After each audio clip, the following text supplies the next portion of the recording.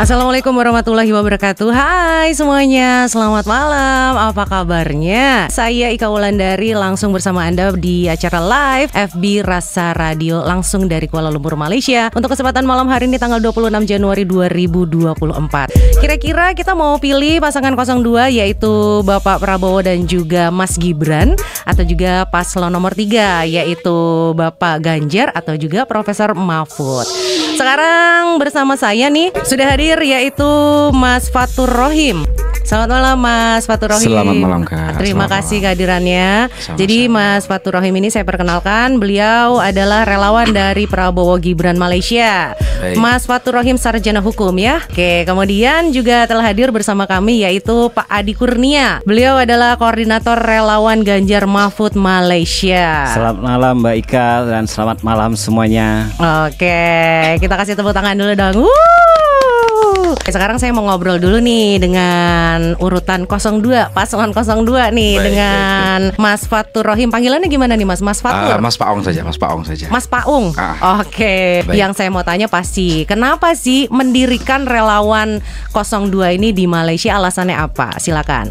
Baik, terima kasih Kak Ika. Terima kasih. Kita sebagai tim relawan dari pasangan calon 02 Prabowo Gibran, dalam hal ini memang sebenarnya kami di dunia politik itu mungkin lumayan lama juga ya, seperti Bang Adi juga. Cuman untuk di Malaysia kami hanya mulai dari tahun 2019 pada saat beliau juga mencalonkan diri, namun belum ada kesempatan di kursi kepresidenan. Akhirnya selepas itu kita juga menggalang menggalang suara dari mulai anak muda sampai dengan pekerja-pekerja yang mungkin sudah lanjut usia. Kita semuanya rangkul semuanya, kita fasilitasi semuanya. Dalam hal ini mungkin cara kami memfasilitasi mereka itu dengan membagikan lapangan kerja. Katakanlah saya seorang kepala kerja, jadi bila mana saya memperhatikan, mungkin berawal dari tetangga-tetangga saya juga, kolega, rekan dari jauh, mungkin teman dari teman juga. Jadi saya rangkul mereka semua dipekerjakan di tempat saya. Jadi langsung ada aksi nyatanya gitu ya? Iya. Memberi pekerjaan. Memberi pekerjaan, tapi untuk di Malaysia. Tapi bukan langsung untuk ke politik ini ya. Iya. Tidak ada Kak Ika. Tapi pendekatannya seperti itu. Tapi menjalin pendekatan emosional saya terhadap mungkin relawan-relawan yang saat ini mungkin sudah lumayan berkembang di bumi Malaysia ini, memang berawal dari itu. Kalau boleh tahu Mas Fatur ini kepala kerja apa tadi yang disebut? Saya kepala kerja di bidang proyek. Dalam hal ini katanya orang Madura atau mungkin ya yang lebih dikenal oleh rekan-rekan di Indonesia, ripe-ripe lah katakanlah seperti itu. Jadi kita semua dikerjakan. Semua dikerjakan tanpa memilih selagi kita halal di sini. Di negara orang, di negeri orang, kita akan kembangkan. Kemudian kegiatannya apa sih relawan 02 ini di Malaysia? Untuk kegiatan relawan di Malaysia, kita sekarang ini sedang kolaborasi dengan koalisi kita. Dalam hal ini mungkin katakanlah PSI dan partai-partai pendukung lain seperti Demokrat dan lain, PAN mungkin ya juga ya.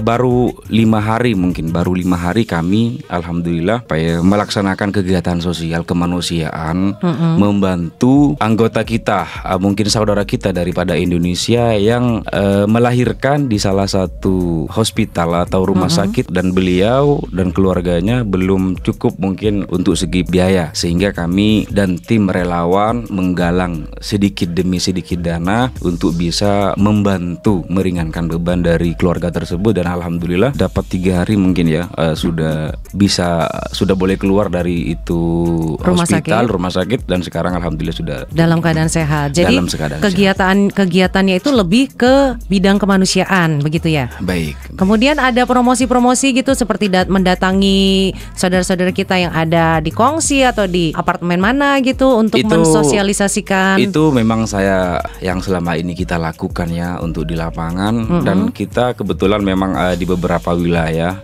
dan kawasan itu sudah tersebar orang-orang kita. Sekarang saya mau ke koordinator relawan 03 nih, ada Pak Adi Kurnia. Sama seperti pertanyaan saya ke Mas Fatur Rohim.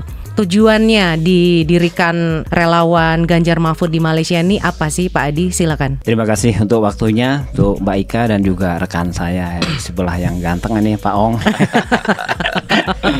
Jadi tujuan utama kami membentuk relawan itu ya pasti untuk memenangkan Pak Ganjar Mahfud dong.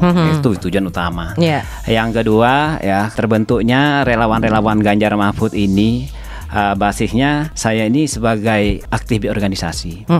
Jadi teman-teman organisasi itu sangat banyak, gitu ya. Jadi saya memilih di mana teman-teman organisasi ini yang sama pandangan politiknya dengan saya. Jadi saya gabungkan dan dibentuklah relawan-relawan Ganjar Mahfud. Yang sekarang ini sudah terhitung sudah hampir ada 10 relawan di sini. Yang 10 relawan tuh maksudnya 10 grup atau 10 orang? 10 grup. 10 grup Ya, relawan. Kalau Pak Adi sendiri koordinator dari seluruh relawan ini. Ya, saya koordinatornya relawan Pak Ganjar Mahfud yang di Malaysia. Gitu Mbak Ika. Totalnya ada berapa nih kalau digabungkan dari 10 grup atau komunitas relawan ini, totalnya ada berapa anggotanya? Kalau anggotanya sih kalau untuk di WhatsApp grup itu dari setiap grup itu paling ada 200-an, tapi di luar grup itu masih banyak gitu. Betul. Gitu. Kan tidak gitu semua Mbak Ika. juga tahu mengenai relawan ini ya. Betul. Kalau dari satu grup aja 200 dikali 10 artinya sudah ada 2000-an orang. Ada 2000-an.